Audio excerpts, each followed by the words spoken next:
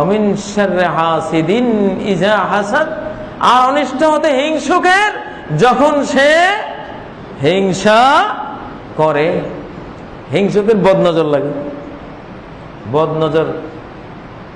বদনজরে যত মানুষ মারা যায় এর সংখ্যা, আল্লাহ তকদিরে যত মানুষ মারা যায় তারপরে পরে এর সংখ্যা লক্ষ লক্ষ মানুষ মারা যায় বদনজরে।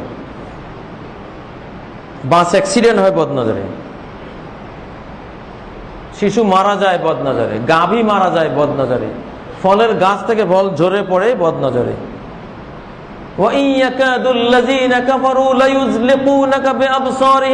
নবীজিকে বদনজর দিয়ে হত্যা করার জন্য কাফেররা কি করতে, আল্লাহ বলছেন যে কাফেররা তাদের বদনজর দিয়ে তোমাকে মাটিতে ধরাশায়ী করে দেওয়ার ষড়যন্ত্র করছে।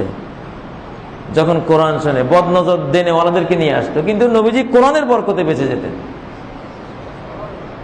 আমেরিকার এক বদনজরকারী তরুণ যুবক আছে, সে যদি কোন বিল্ডিং এর পিলারের দিকে 5 মিনিট তাকিয়ে থাকে পিলারটা বাস্ট হয়ে যায়। মানুষের নজরের মধ্যে এত বড় পাওয়া,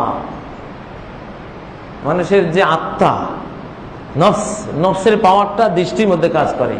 আল আইনু হাক্কুন ওয়ালাউ কানা শাইউন সাবাকাল কদরা সাবাকাতুল আইন, আল্লাহর তাকদীরকে যদি কোনো জিনিস ফেল করতে পারতো তাহলে বদনজরে পারতো।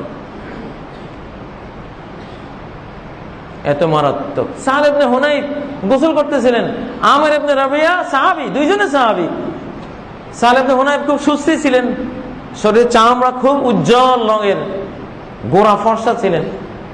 আমির ইবনে রাবিয়া দেখে বললেন যে মা রাআইতু কাল ইয়াউমি ওয়ালা জিলদা মুখাব্বাতিন, আজকের মতো এত সুন্দর চামড়া জীবনে দেখি নাই, কোন পর্দানসীন তরুণীর চামড়াও এত সুন্দর না, সাদ ইবনে হুনাইফের গায়ের চামড়া যত সুন্দর। বাস এইটুকু বলছেন, আর সাথে সাথে উনি মরা অবস্থা, মারা যাচ্ছে। সাহাবীরা দৌড়ে গিয়ে নবীজির কাছে বলেন ইয়া রাসূলুল্লাহ, সাদ ইবনে হুনাইফ তো এই অবস্থা। নবীজি বলেন কাউকে সন্দেহ করতেছো, কেউ তাকে বদনজর দিয়েছে? হ্যাঁ, আমির ইবনে রাবিয়া এই বলছিল। ওকে ধরে আনো। আমিরকে ধরে আনার পরে নি বললেন আলামা ইয়াকতুলু আহাদুকুম আখাহু, কেন তোমাদের একজন তার ভাইকে হত্যা করে? হাল্লা বারাকতা আলাইহি, কেন বললা না বারাকাল্লাহু ফিক? কোন জিনিস ভালো লাগলে বলতে হবে বারাকাল্লাহ, মাশাআল্লাহ।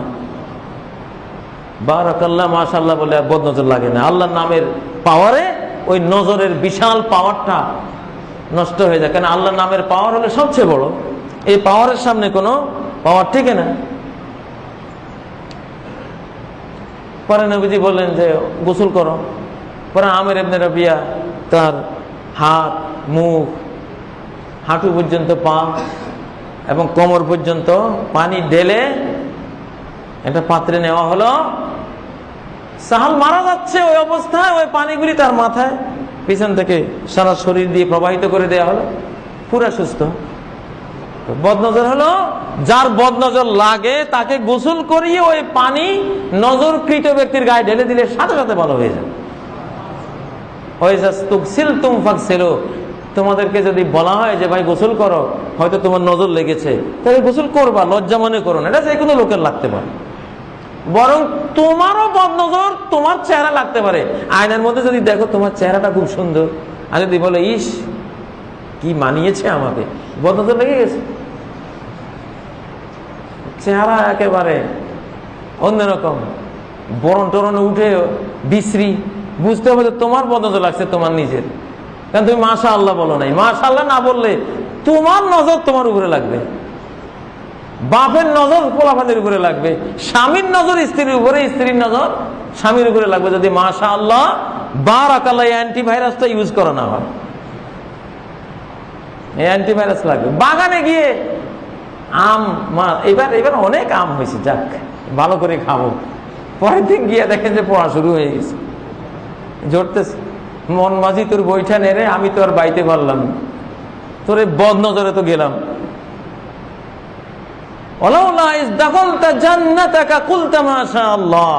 কেন বাগানে ঢুকে বলল না মাশাআল্লাহ? এই মাশাআল্লাহ না বলার কারণে শিডর আসবে, টর্নেডো আসবে, বিভিন্ন ধরনের আফত বিপদ আসবে, ঝরে পড়বে, বাগান উজাড় হয়ে যাবে। কেন? অ্যান্টিভাইরাস ইউজ করে নাই, মাশাআল্লাহ বলো নাই। এক ব্যক্তির গোটা বাগান টর্নেডোতে উড়ে গেছে। কেন? সে মাশাআল্লাহ বলে না। এই জন্য সূরা আল কাহফের মধ্যে 1 পৃষ্ঠা জুড়ে ওই ব্যক্তির এই বাগান ধ্বংসের কাহিনী বলা হয়েছে। মাশাআল্লাহ কেন বলে নাই? যদি তুমি বলতাম মাশাআল্লাহু লা কুওয়াতা ইল্লা বিল্লাহ, মাশাআল্লাহ আল্লাহ যা দিয়েছেন আল্লাহর ক্ষমতা দিয়েছেন, এইটা যদি বলতা তাহলে কিচ্ছু হতো না বাগানের। তো অমিন শাররি হাসিদিন